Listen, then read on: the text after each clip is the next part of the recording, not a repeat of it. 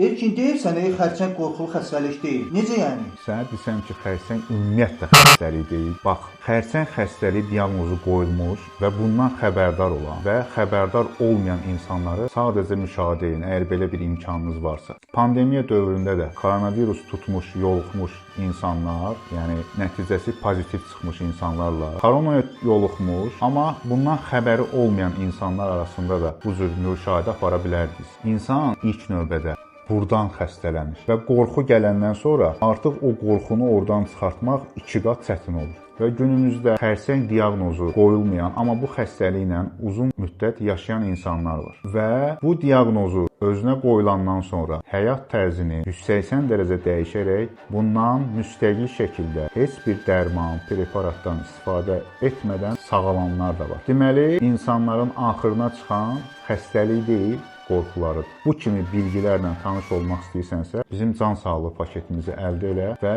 özünün sağlamlığını davasız, dərmansız, müstəqil şəkildə bərpa elə.